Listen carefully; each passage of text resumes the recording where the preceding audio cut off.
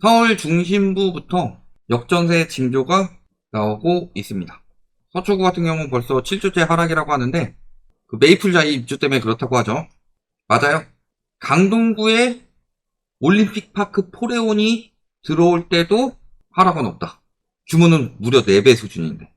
근데 메이플자이 하나 들어온다고 3,000세대짜리 하나 들어온다고 강동구보다 더 굳건한 서초구의 전세가가 무너질까요?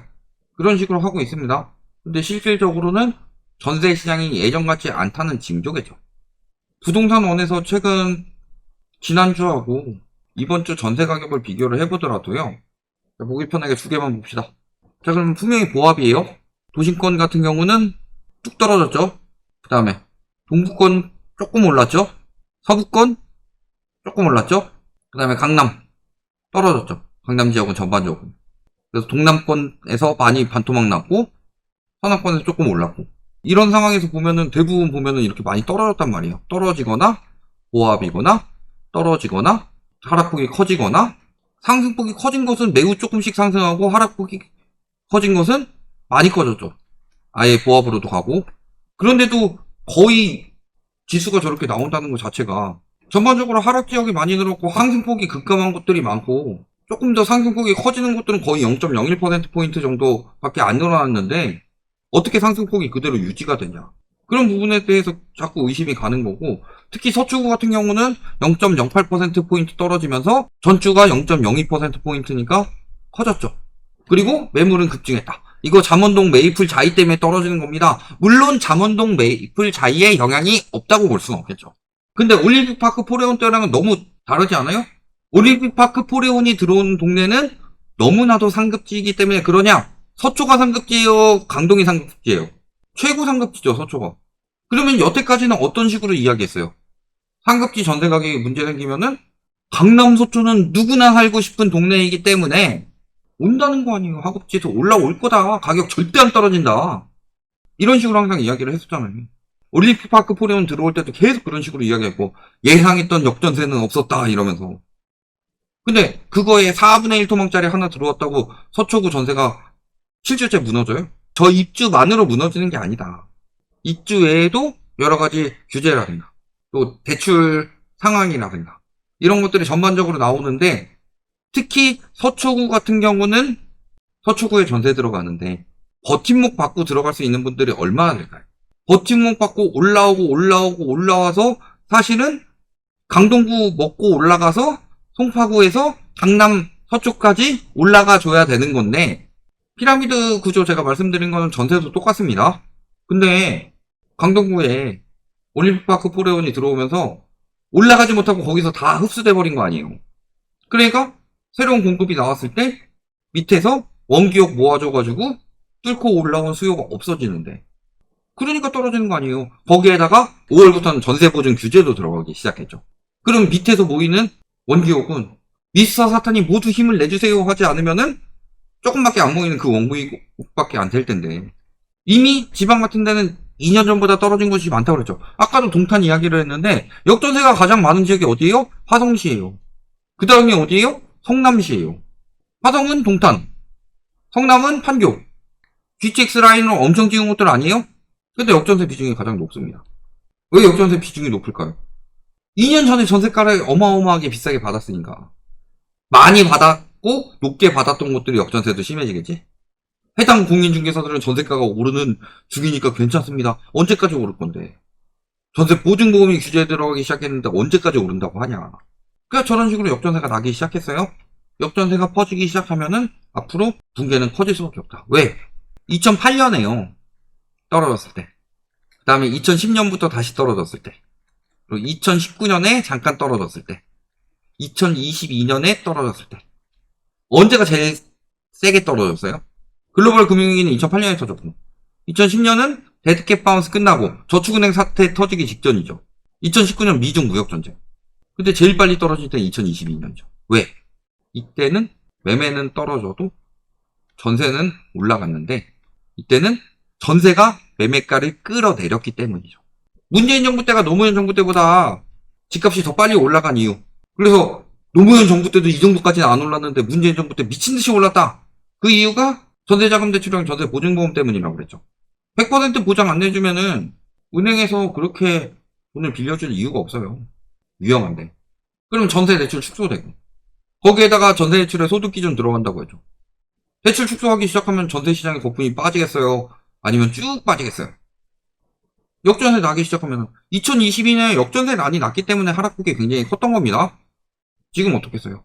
제가 말씀드렸죠. 맨날 금리 이야기예요. 금리보다 중요한 게 한도예요. 예를 들어서 2022년에 집값 폭락하기 시작했을 때 2022년 11월부터 윤석열 정부는 기준금리가 올라감에도 불구하고 시중금리를 낮춥니다. 10월을 고점으로. 그때 집값 언제부터 살아나기 시작했어요? DSR을 우회해준 특례 보금자리론이 나온 2월 말을 기점으로 3월부터 슬금슬금 살아나기 시작했죠. 금리는 내려갔는데 그때는 왜 집값이 반응을 안 했을까요? 심지어 특례 보금자리론이 시행되던 시기에 기준금리가 올라가면서 시중금리가 올라갈 때도 있었습니다. 그럼에도 불구하고 가격이 올라갔죠. 왜? 한도를 풀어주니까. 전세대출이요? 당연히 금리가 낮아지면 낮아짐에 따라서 한도도 늘어나고 더 많은 대출을 받을 수 있겠죠. 그렇지만 그 한도 자체를 줄인다. 특히 금융권에서 자체적으로 줄일 수밖에 없게 만들었다. 대출을 많이 안 내주면은 전세 시장은 매매 시장보다 더 빠르게 무너질 겁니다. 그래서 맨날 그때 2022년에 8월부터 전세 대란 난다 라고 했을 때 저는 역전세나 난다고 그랬죠. 왜 그렇게 될 수밖에 없었냐. 그때는 금리고 지금은 한도니까. 그래서 그때 임대차법 끝나고 재계약 이야기할 때 아니 2020년에는 임대차법 때문에 재계약하는 사람들 때문에 공급이 안 나와서 전세가가 올라간다고 하더니 이번에는 재계약 끝난 것 때문에 수요가 늘어나서 올라간대요. 말 같지도 않은 소리다. 그땐 금리 올라가니까 역전세가 날 것이다. 이번에는 전세대출에 대해서 소득기준 적용하고 보증보험 축소 들어가기 시작했으니까 한도가 줄어서 역전세가 날 것이다. 이 이야기를 제가 계속 하는 거예요. 금리보다 DSR이 더 중요했듯이. 그러니까 줄줄이 대출 규제가 들어가고 있는 상황이죠. 5월부터 보증 비율이 90%로 내려가고 6월부터 임차인의 상환 능력을 반영하죠. 대출 보증 심사 때. 그 다음에 가계대출 규제를 강화할 여지도 있고 7월에는 DSR 3단계가 시행이 됩니다. 아까 KB 어떻게 움직였어요? 자체적으로 주담대 건수 제한 들어갔죠. 그리고 건전성 월별로 하다가 주별로 바꿨죠. 자체적으로 강화할 여지가 이미 부동산에 대해서 은행 중에 가장 바닥한 KB부터 움직이기 시작했다. 그런데도 불구하고 가계부채 늘어난다. 지금 5대 은행 보름 만에 3조 원 이상 증가. 근데 과거로 돌아가고 있어요. 절반은 주담대, 절반은 신용대출 정도로 나오고 있죠. 주담대 비중이 조금 더 높긴 하지만. 근데요, 이런 식으로 이야기합니다. 신용대출, 마이너스 통장을 통한 대출 증가가 눈에 띄게 늘어나고 있는데 배경에는 주식이나 가상화폐에 대한 투자자금 수요가 많이 작용하고 있는 것으로 보인다. 경제가 이 모양 이 꼴이라서 생계 자금으로 썼다는 생각은 안 하냐. 카드로 늘어나는 거 보면 다 나오는데 아직도 투자하고 있다. 투자 심리 어마어마하다. 그러면 오늘 주식은 왜 떨어졌는데. 무조건 뭐 투자하고 아직도 투자할 것이다. 금리 내리니까 뭐 더 올라갈 것이다. 삐꾸빠꾸 같은 소리를 하고 있어. 은행에 있는 사람들마저.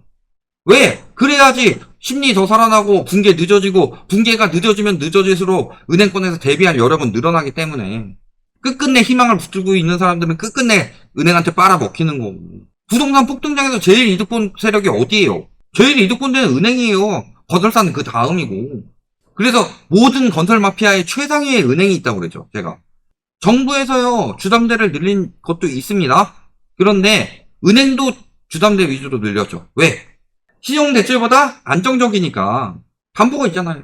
또 은행에선 지금 자체적으로 주담대를 늘릴 생각이 없습니다. 근데 억지로 늘려지고 있는 거예요. 은행권에선 지금 건전성 대비를 하고 있는데 강제적으로 대출이 늘려지고 있다. 늘림 당했다죠. 왜? 지금 늘어나고 있는 대출도요. 주담대 1조 7천억 늘어나가지고 심리가 어마어마하고 그게 아니라 다 정책 상품이다. 정책 상품은 갈아타기도 많아요. 그래서 아까 5월 것만 나왔죠? 그 전에 4월까지를 보면은 4월까지 정책 대출이 12조 985억이 늘어났고 반대로 은행 자체적인 주담대는 4개월새 오히려 3조 7,800억이 줄었다. 이거 보면요. 은행권에서는 지금 뭐 대출이 늘어난다 하고 있는데 다 저거 정부에서 억지로 내주는 거 정책 대출을 또 안 내주면 문제되잖아요. 그러니까 정책 대출이 늘어나고 있는 거고 선심성 대출이 늘어나고 있는 거지. 저 부분은 저렇게까지 빨리 쓰고 있으면은 재원은 또 금방 어디서 나올 거냐 또. 은행권이 내주고서 2차 보정 방식으로 해주는 건 한계가 있어요. 그러면 그 한계 맞이하게 되면 전세가 어떻게 되겠냐. 이미 역전세는 시작된 곳들이 있고 서울 중심부도 고작 3,000세대짜리 하나 들어왔다고 역전세가 터지고 있는데 이렇게 보시면 이후 부동산 시장이 어떻게 흘러갈지 답이 보인다. 여기까지 말씀드리겠습니다.